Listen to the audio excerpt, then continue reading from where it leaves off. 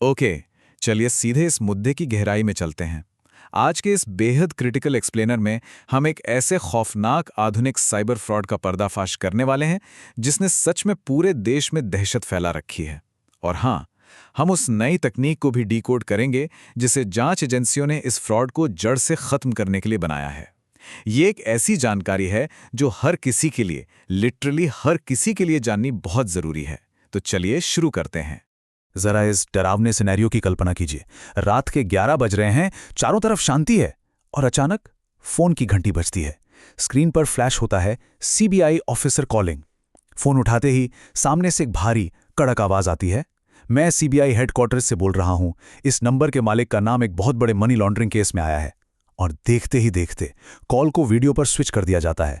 Screen पर police की वर्दी पहने लोग दिखते हैं। पीछे एक बिल्कुल असली सा लगने वाला ऑफिस है। टेबल पर सरकारी फाइलें पड़ी हैं और फिर वो सीधा धमकी देते हैं, अब ये व्यक्ति डिजिटल अरेस्ट में है, अगर फोन काटा तो समझो तुरंत गिरफ्तारी होगी। अब सुनने में तो ये किसी क्राइम थ्रिलर फिल्म का सीन लग रहा होगा, है ना? लेकिन बदकिस्मती से भारत में हजारों लोग इस खौफनाक हकीकत से गुजर चुके हैं। ये स्कैमर्स कोई छोटे मोटे चोर नहीं हैं, ये सीधे ऊंचे स्तर के अधिकारियों का रूप धारण करते हैं। कभी वो सीबीआई ऑफिसर बन जाते हैं, कभी आईपीएस, तो कभी ईडी, ट्राई या कस्टम डिपार्टमेंट के अधिकारी। यहाँ तक कि मुंबई पुलिस का भी भेष धर लेते हैं। इनका इकलौता मकसद क्या है? बस इंसान के दिमाग पर इतना भयंकर मनोवैज्ञानिक दबाव बनाना कि वो सोचने समझने की पूरी शक्ति ही खो दे। दिलचस्प बात यह है कि इस पूरे खेल ने साइबर क्राइम की पूरी डेफिनेशन ही बदल दी है। मतलब पहले क्या होता था? साइबर अपराध का मतलब था सिंपल कंप्यूटर हैकिंग। अपराधी किसी सिस्टम में घुसपैठ करते थे। लेकिन आज के जो मॉडर्न स्कैम्स है ना, ये कंप्यूटर को हैक नहीं कर रहे हैं। ये सीधे इंसानी मनोविज्ञान यानी ह्यूमन साइकोलॉजी को हैक कर रहे हैं। ये लोग हमारे मन के डर का ऐसा फायदा उठाते हैं कि इंसान घबराहट में ऐसे फैसले ले लेता है जो नॉर्मल सिचुएशन में कोई सपने में भी नहीं सोचेगा। और असली डरावनी बात तो अब शुरू होती है। इन क्रिमिनल्स के नए टूल किट में अब सिर्फ फर्जी कॉल्स नहीं है। ये लोग एकदम हाई लेवल आर्टिफिशियल इंटेलिजेंस यानी एआई का इस्तेमाल कर रहे हैं। ये चंद मिनटों में चेहरे बदलने वाले डीपफेक वीडियो बना सकते हैं। किसी भी बड़े अधिकारी की आवाज की हूबहू कॉपी, मतलब वॉइस क्लोनिंग कर सकते हैं और बिल्कुल असली दिखने वाले नकली सरकारी दस्तावेज तैयार कर सकते हैं। कई केसेस में तो ये इतने प्रोफेशनल लगते हैं ना कि बड़े बड़े पढ़े लिखे और समझदार लोग भी आसानी से इनके झांसे में आ जाते हैं। एक बार कोई इनके इस जाल में फंस गया तो फिर शुरू होती है इनकी साइकोलॉजिकल टॉर्चर की असली स्ट्रैटेजी।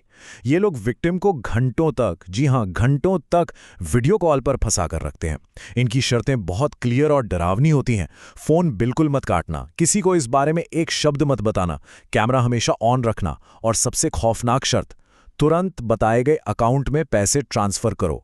उस दहशत और पैनिक के माहौल में लोग अपनी पूरी जिंदगी की गाढ़ी कमाई, लाखों रुपए लिटरली कुछ ही मिनटों में गवा बैठते हैं। तो यहां जो सबसे क्रूशियल पॉइंट है वो ये है, और इसे हमेशा याद रखना चाहिए, कि भारतीय कानून में डिजिटल अरेस्ट नाम की कोई चीज एग्जिस्ट ही नहीं करती। जी हां, बिल्कुल सही सुना। सीबीआई ने खुद ऑफिशियली इस बात को कंफर्म किया है। ये एक ऐसा अल्टीमेट फैक्ट है जो इन जालसाजों के पूरे खेल को जड़ से खत्म कर देता है। भारत की कोई भी सरकारी एजेंसी या पुलिस कभी भी किसी भी हालत में किसी नागरिक को वीडियो कॉल के जरिए गिरफ्तार नहीं कर सकती। तो इस भारी दहशत के बीच एक बहुत बड़ी राहत की खबर भी है, और वो है सीबीआई का नया सिस्टम अभय, जो एक नई सुरक्षा ढाल बनकर सामने आया है। इस बढ़ते खतरे को रोकने के लिए ही 15 मई 2026 को सीबीआई ने अभय को लॉन्च किया। अब ये अभय आखिर है क्या? असल में ये एक AI powered notice verification system है। इसका मेन काम ही यही है कि ये फर्जी सीबीआई नोटिसों को तुरंत पकड़ ले और कानूनी दस्तावेजों की सच्चाई की पक्की जांच करे। इस सिस्टम को खास तौर पर इसलिए डिजाइन किया गया है ताकि आम लोगों को इन खतरनाक डिजिटल अरेस्ट स्कैम्स का शिकार होने से बचाया जा सके। चलिए आगे बढ़ते हैं और देखते हैं कि ये पूरा प्रोसेस काम कैसे करता है। अगर कभी कोई सस्पिशियस यानी संदिग्ध सीबीआई नोटिस मिलता है तो बस इन 5 आसान स्टेप्स को फॉलो करना है। पहला, सीधा ऑफिशियल सीबीआई वेबसाइट पर जाइए। दूसरा, अपने मोबाइल नंबर के जरिए एक सिंपल ओटीपी वेरिफिकेशन कीजिए। तीसरा, जो नोटिस मिला है उसकी स्कैन कॉपी वहां अपलोड कर दीजिए। चौथा, सिस्टम का एडवांस्ड एआई उस पूरे डॉक्यूमेंट का गहराई से एनालिसिस करेगा। और पांचवा, कुछ ही सेकंड्स में रिजल्ट आपके सामने होगा कि वो नोटिस एकदम असली है या फिर उसके फेक होने के चांसेस हैं। पता है, इस तकनीक का असली महत्व सिर्फ कुछ फाइलों या डेटा की जांच करने तक सीमित नहीं है। इसका असली काम है मासूम लोगों की जिंदगी बर्बाद होने से बचाना।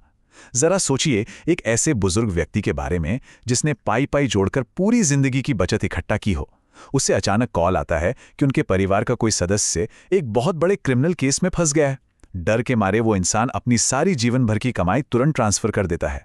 अभय तकनीक इसी तरह की इमोशनल और फाइनेंशियल लूट को रोकने के लिए उठाया गया एक बहुत बहुत बड़ा कदम है। अब इस समस्या के एक और बड़े पहलू की तरफ चलते हैं, एआई और डीप फेक का लगातार बढ़ता हुआ खतरा। एक्सपर्ट्स का साफ मानना है कि आने वाले समय में एआई पर आधारित ये साइबर अपराध बहुत तेजी से बढ़ने वाले हैं। हमें इस ब्रॉडर पिक्चर को समझना होगा। एक वो दौर था जब हम कहते थे जो दिखता है वही सच है, यानी सीइंग इज बिलीविंग।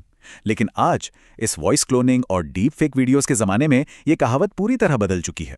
अब हो गया है देखी हुई चीजें भी धोखा दे सकती हैं, यानी सीइंग कैन बी डिसीविंग। जब फेक वीडियो और क्लोन की गई आवाजें इतनी आसानी से बन रही हैं, तो स्क्रीन पर दिखने वाली हर चीज पर आंख मूंदकर भरोसा करना हम सभी के लिए काफी मुश्किल और खतरनाक होता जा रहा है। तो अब सबसे बड़ा सवाल, आखिर खुद को सुरक्षित कैसे रखें? देखिए, अभय सिस्टम यकीनन एक बहुत शानदार पहल है, लेकिन इन स्कैमर्स के खिलाफ जो सबसे बड़ा और असली हथियार है ना, वो है पब्लिक अवेयरनेस। अगर कभी ऐसा कोई डरावना या धमकी भरा कॉल आए, तो कुछ रूल्स एकदम दिमाग में सेट कर लीजिए। पहला रूल, वीडियो कॉल पर कोई भी गिरफ्तारी नहीं होती, ये मुमकिन ही नहीं है। दूसरा, कोई भी सरकारी अधिकारी कभी भी आपसे ओटीपी नहीं मांगेगा। तीसरा, जांच एजेंसियां कभी भी किसी भी कीमत पर पैसे ट्रांसफर करने की डिमांड नहीं करती। अगर ऐसा कॉल आता है तो बिल्कुल पैनिक मत कीजिए। सबसे पहले अपने परिवार वालों को इसकी जानकारी दीजिए और तुरंत cybercrime.gov.in पर जाकर रिपोर्ट दर्ज कराइए। और हाँ, ये भी बहुत ज़रूरी है कि ये क्रिटिकल जानकारी सिर्फ खुद तक सीमित न रखी जाए। इस अवेयरनेस को समाज के उन वर्गों तक पहुंचाना होगा जो इन जालसाजों के लिए सबसे आसान टारगेट होते हैं, जैसे कि घर के बुजुर्ग, महिलाएं और स्टूडेंट्स। इन सभी को इस साइकोलॉजिकल मैनिपुलेशन के बारे में अवेयर करना और उन्हें सुरक्षित रखना, ये हम सबकी एक कलेक्टिव जिम्मेदारी है। तो अंत में एक बहुत बड़ा और प्रोवोकेटिव सवाल खड़ा होता है। टेक्नोलॉजी हर दिन एडवांस हो रही है, साइबर क्रिमिनल्स और भी ज़्यादा स्मार्ट होते जा रहे हैं, लेकिन क्या हमारी अवेयरनेस इन अपराधियों से एक कदम आगे है? हमेशा याद रखिए, सतर्क रहना ही आपकी सबसे बड़ी सुरक्षा है। सेफ रहिए, अलर्ट रहिए और हम मिलेंगे हमारे अगले साइबर अवेयरनेस एक्सप्लेनर में।